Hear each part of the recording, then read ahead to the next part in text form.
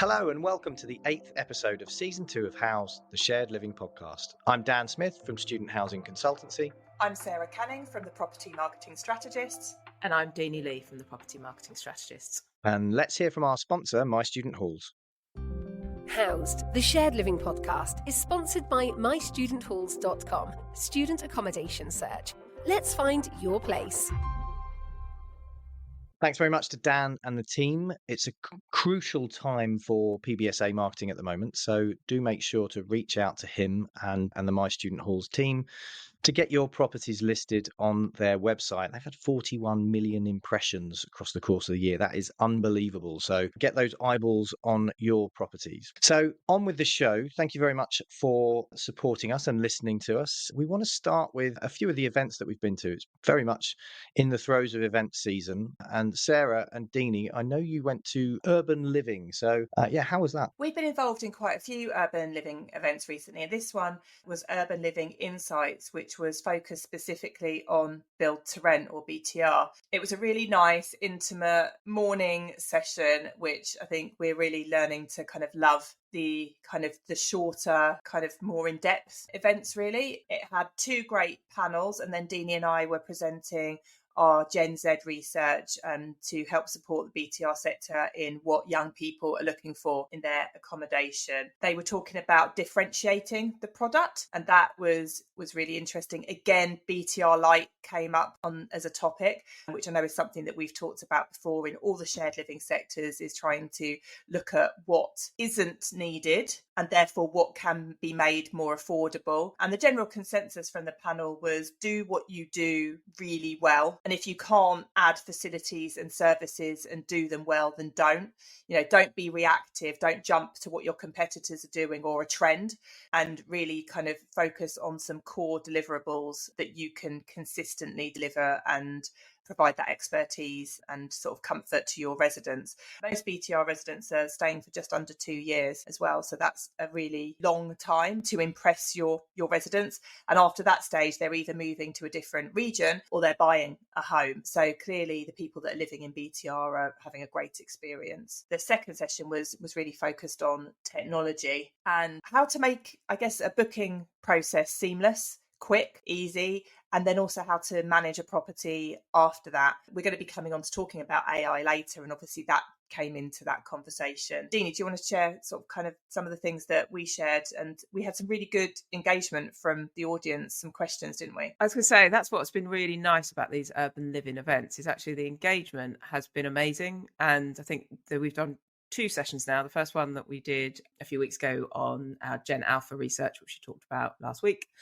And this session we delivered some of our Gen Z research and what Gen Z are looking for in a home and what might be needed in BTR for those that are starting to kind of make that switch to a professional life and looking for their first outside of study student home. But the engagement in the room, both during our session and after our session, was great, and people were really interested in understanding and learning more and delving deeper into that data we shared, which I think is just a really nice concept. And it was, because it was just a morning session, I think everyone was really focused on what they wanted to get out of that session and actually making real value from it. So it was really good and highly recommend seeking them out. The BTR side of that event, you're looking at more segmentation and differentiation within BTR. Is that right? Because obviously we're seeing that in PBSA at the moment with post-grad brands and returner brands and that sort of blurred co-living student side of things as well. So I'm assuming that BTR is a little bit further ahead of PBSA in that way, because it's taken PBSA a long time to get there, to really look at that segmentation. Did that come through in the event? No, I don't think BTR are there yet. And I think it's the same with BTR, PBSA, co-living, from what we've heard the sector talking about,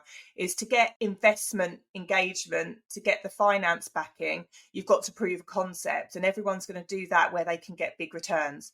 So that's kind of why you see this kind of homogenization, this kind of, everyone goes for the high end and then the kind of mid to high end, because it provides the biggest returns. And then it takes a while for the industry to stabilize, for people to be interested in financing it, And then you start looking at the different segments. So I think in the UK, we're kind of still quite early in the BTR journey. Ben Wattam from Dandara was talking about kind of actually their, I guess I wouldn't call it a budget offering, but they do what they say on the tin really and try and do it well. So theirs isn't about luxury facilities, but I still think we're to see a kind of lighter offering. And I think a lot of it comes with scale. I don't think the industry is ready yet for kind of large scale affordable products in PBSA, co-living or BTR. And actually you could probably do it on smaller, on a 100-bed building, 150-bed building. And that's not happening. We're not seeing that. And I think that will come with repurposing of like offices or retail. That's the way, no one's going to build a small scale block from scratch because the numbers just won't add up, but maybe it will combined maybe with a multi-tenure development, or like I said, as a refurbishment. So yeah, I think it's still very much needed. I think I read a report the other day that said about co-living, the average income for someone living in co-living is still £40,000 a year, so that's and they're getting a very small studio flat for that, really. Yes, it will be in a great location, and yes, it will be really well managed and operated. We're not talking about graduates there. That's not their starting salary.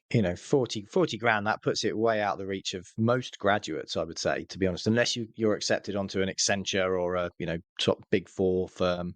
So yeah, I can see that is going to be a problem moving forward. That affordability piece, it just has to happen. There's no reason that it can't, other than currently the development cost, obviously. But we have to make sure that operationally we have those different models. And like you said, BTR light, as they were talking about, PBSA light, and I think that yes, repurposing. You're right. That's where that can also help. Sometimes it's almost as expensive as building from scratch, but I don't. I don't fully sign up to that. I think that there are so many options in so many grey buildings, office blocks or current resi blocks or hotels that need to be refurbished. I think there are a huge number of options. And then tech and AI really play a part in that as well. So I think there are plenty of options there. Moving on to inspiring women in property. Did you both go to that, or was it just one of you? That was just Sarah. Yeah, Deenie went last year, and I think that was the first one that Property Week had done, actually. I think you went to the inaugural one, Deenie,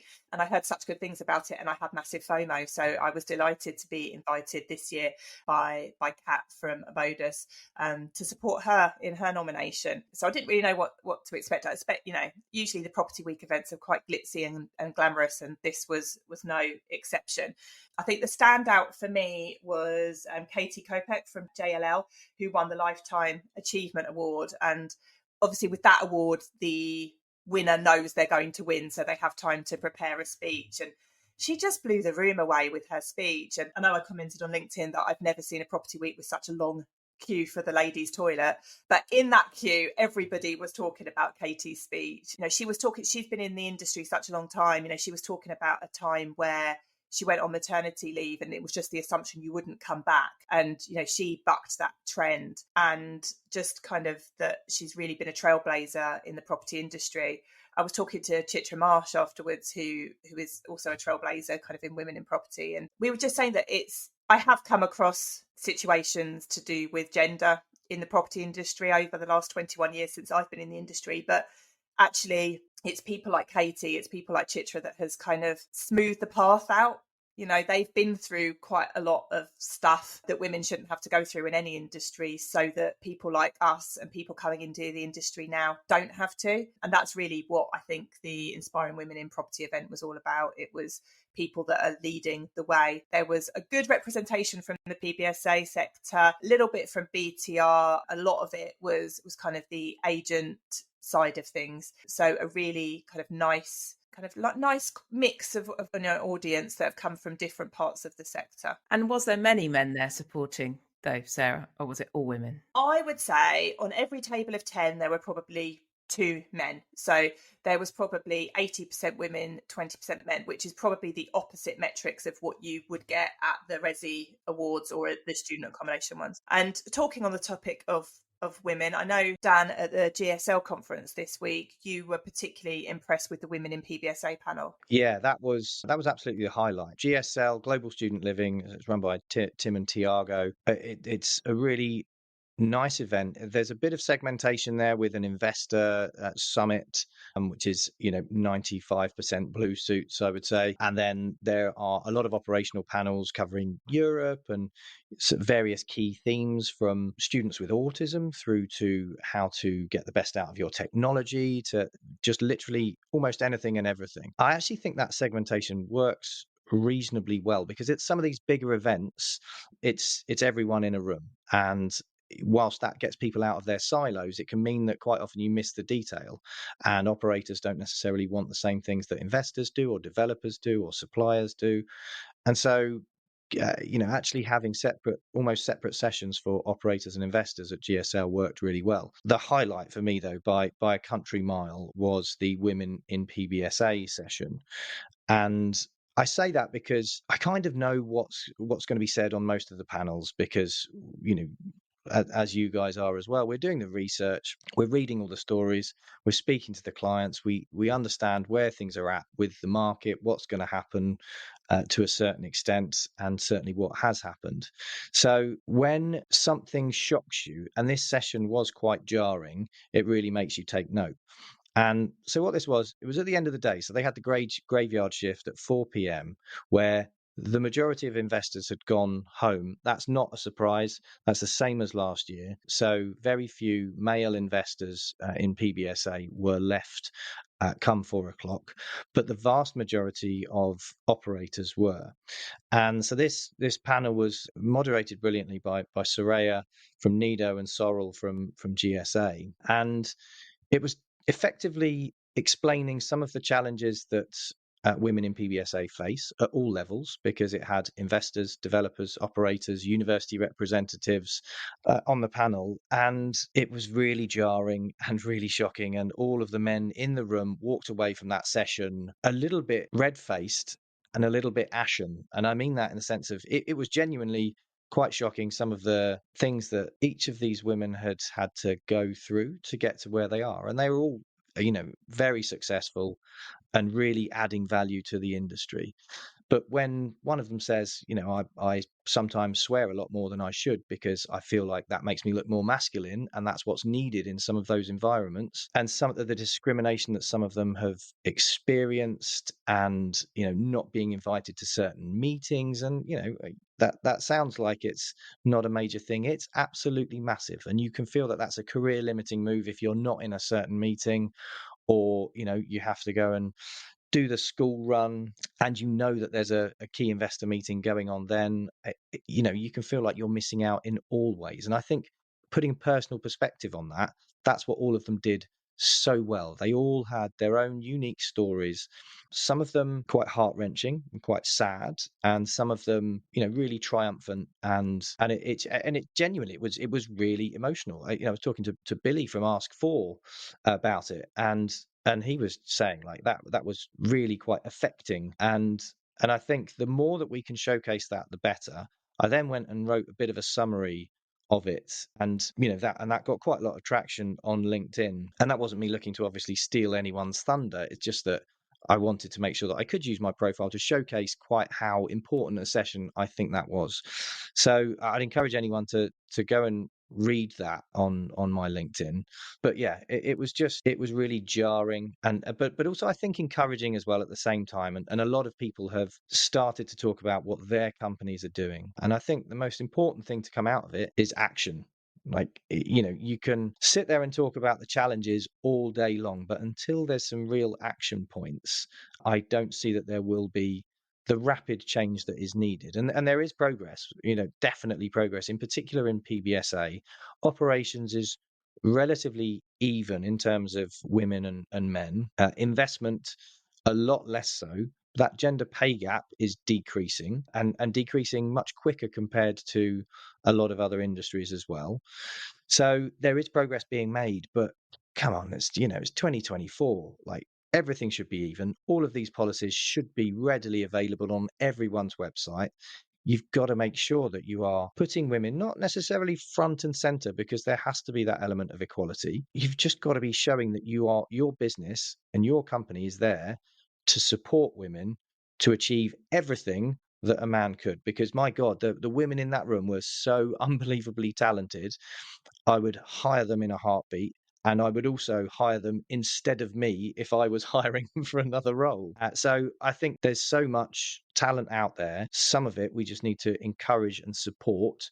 And it's not just on women to bring each other up and to boost each other up. I think there's a lot that men can do. And I think quite often people are quite scared to talk about it. So I thought I'd put my head above the parapet, primarily because of how much I speak to you guys, but it's definitely something that the industry needs. So yeah, really enlightening session, quite difficult to listen to at times, but I'm so glad that I stuck around until the end for that. And I think that's the sad thing about all that, because that's I can see how much that impacted you, Dan, and that is brilliant. And all credit to Tim and the team for putting that together, and the women on that panel for sharing their personal stories. And I'm going to say a but, which I don't want to say a but it would have been really nice if that had been at the start of the day, because that's when you get real change. That's when you get people listening, and those people that weren't in the room are the ones that probably most likely, without making assumptions, may need to hear those stories more and may need to be part of that change. And I think time and time again, and I'm not suggesting that everyone in that room wants to make that change, but it's still not right at the start of this day. We're going to talk about this, and these are the things that we're going to do. It's unfortunate that it was at the end, and there could be a million and one reasons why it was at the end, and I'm not making any. Yes, I totally appreciate what you mean with having that at the graveyard shifts, let's say. And it was the same last year when I was chairing the sustainability panel, and virtually all of the investors, all of the money had left the room. That was my famous line from that, and famous in PBSA circles anyway. And it was the exact same this year. The investors had gone, but the room was full. Like, it was standing room only, and ultimately, because of the way that event is set up, I don't know how you could have done it that much differently, because the investors separate from the operators. Maybe bring it into an investor session, maybe maybe make it adjoined, maybe do it earlier in the day potentially. But I think this was a really important start. Next year, I would like to see that built on for sure.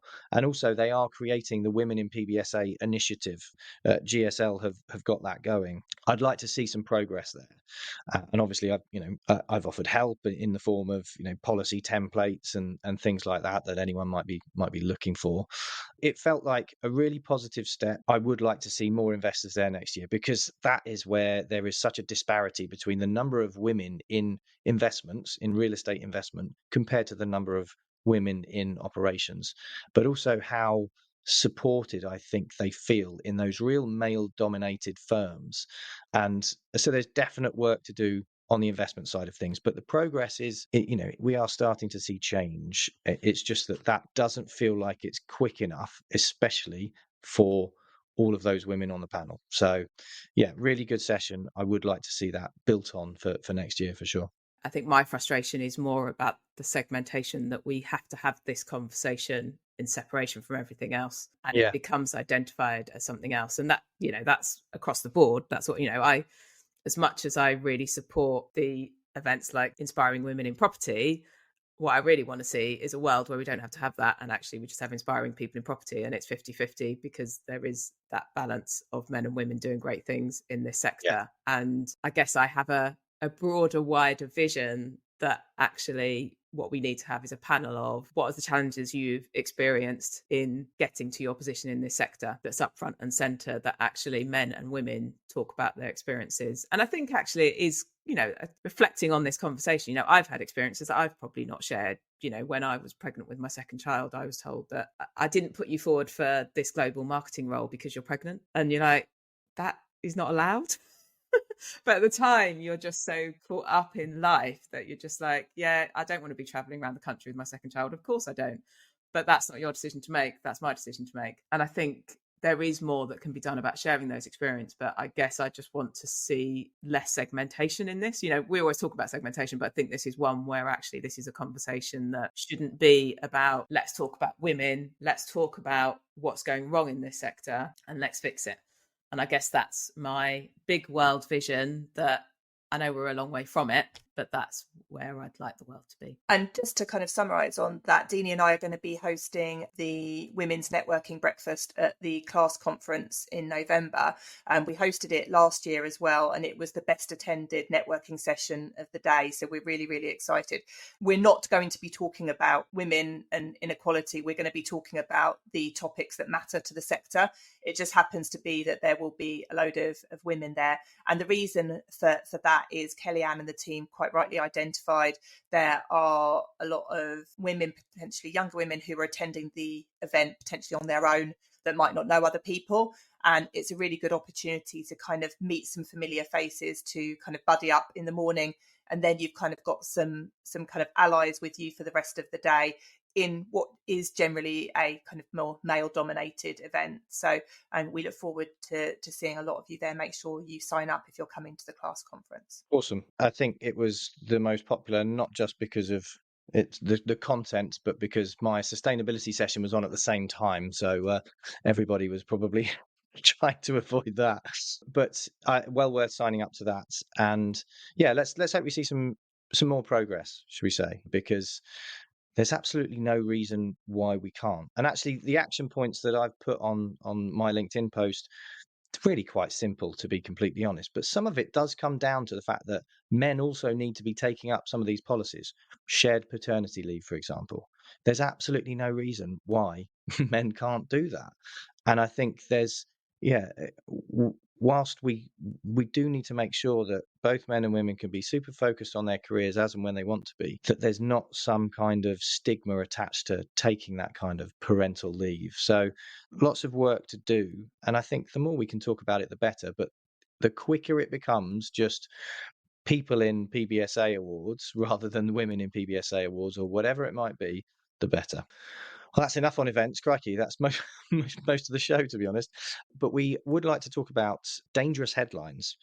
And by that, I mean, we've seen a couple of news stories recently, and actually it's borne out the back of certain misunderstandings, misconceptions, and miscommunications, I think, around the data, and in particular, the sort of student to bed ratios. I've talked about this at length, about how pissed off I am when I see a study come through, a market feasibility study for a PBSA property, where it just says, 49% of students can't access PBSA in Coventry or Sheffield or whatever it might be, and they're not taking the right data. And that is ultimately which is breeding certain news stories. We saw one the other day on LinkedIn. I won't mention who shared it, but I just think we're sending out the wrong message about the health of the sector in certain markets and the levels of maturity, shall we say. And I think that does need to stop. We need to be really open and really careful with the data. So what are your thoughts on that, Sarah? I think we repeat ourselves on this topic a lot, and kind of my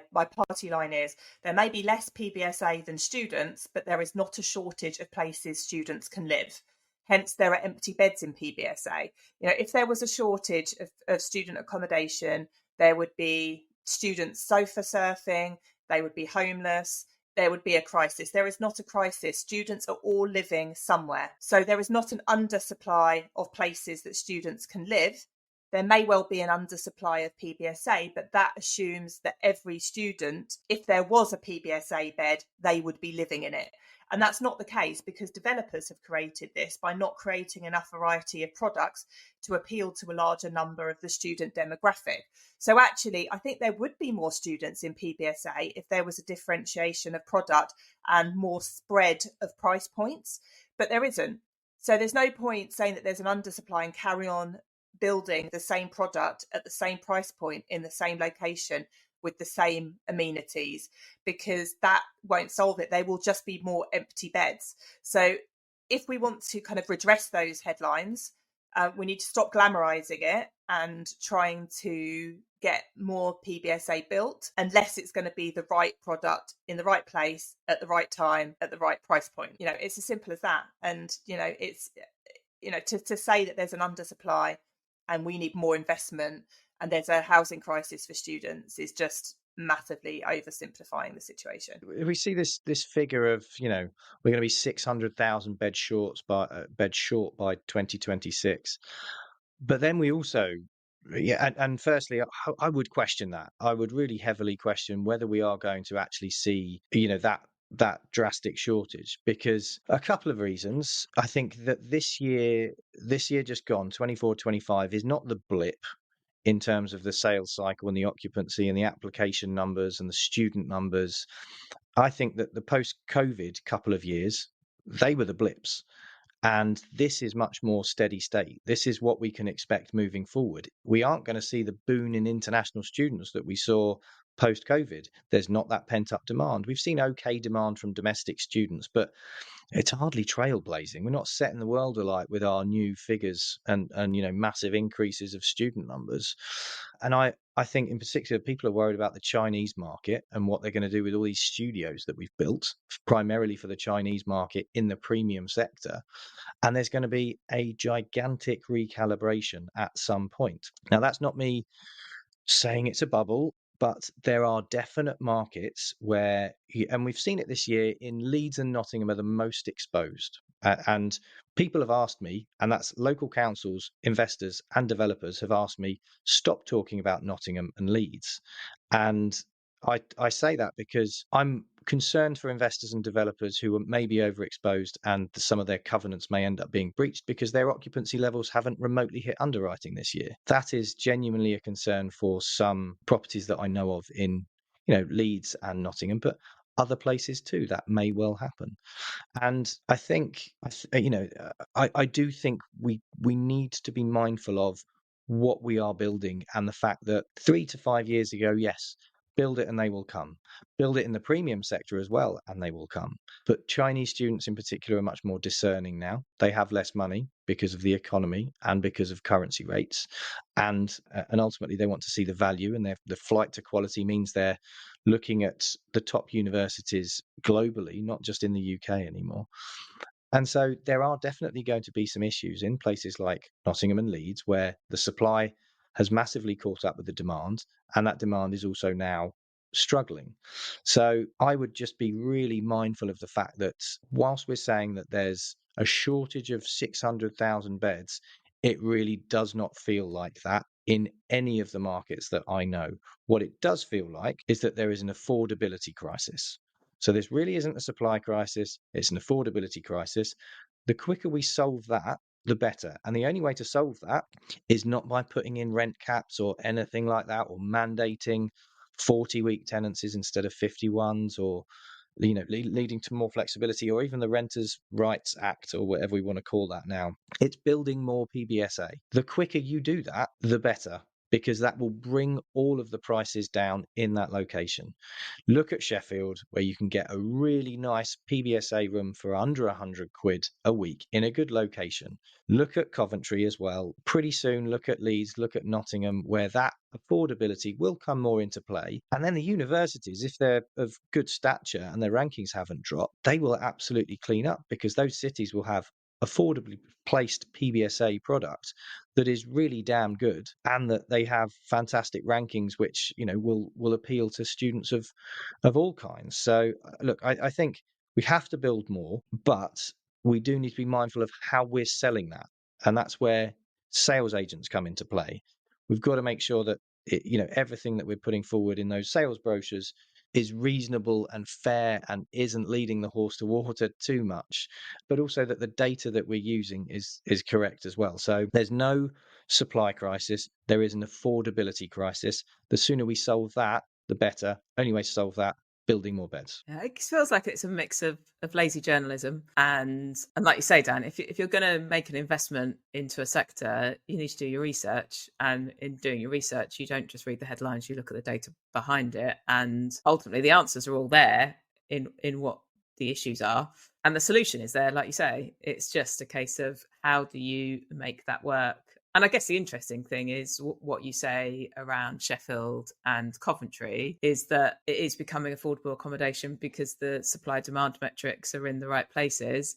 And are investors still making money there? Because if they are, then there's a solution. So the answers are all Oh, they there. are, and Yeah. yeah, this is the thing. They are still making money. It may not be as much as they would have wanted to, but there is still good money in PBSA, and this is why people. Well, I lost a client the other day because their business partner felt that I was a bit too negative about the outlook for PBSA. Well, no, that's only because their PBSA is primarily in Nottingham and Leeds, and I think that if they're coming in now, that's not actually going to be that easy to make sure that you're getting those stellar returns, because the occupancy is that much harder to get, and therefore the revenue budget has to drop. So I think you do need to spread that risk.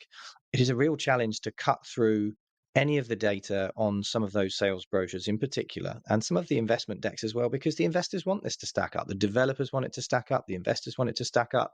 But there's not much of a consideration of BTR and how many students live in BTR, which we know is probably between 20 and 30% somewhere. Bristol's around 35% international students and students living in BTR, and that's according to Price Hubble. So take it up with them if you have any problem with that stat. But ultimately, I think looking at the HMO market is something we've always been really lazy at as well. So yeah, lazy stat collection and data collection and lazy journalism, I think, is actually putting some investors and developers in a bit of a tight spot, because it's not just the case of build it and they will come. We are not shooting fish in a barrel. You can have any other analogy you want in there. It's going to get a bit harder. This is the norm now. 24, 25, I think, is what we will see going forward. Don't expect any kind of big boost in international numbers. And I think there's a fine line between pessimistic and realistic, and I'd much rather have a realistic insight on my side if you're making that kind of investment. I think, though, it's about choice, isn't it? Any part of society wants choice, and they want choice in where they live. And, the fundamental factors are safe and secure. And, all of PBSA offers that, but so does HMO, so does BTR. So, it's like I said, it's the developers' fault that they've created a lack of choice for students in the sector.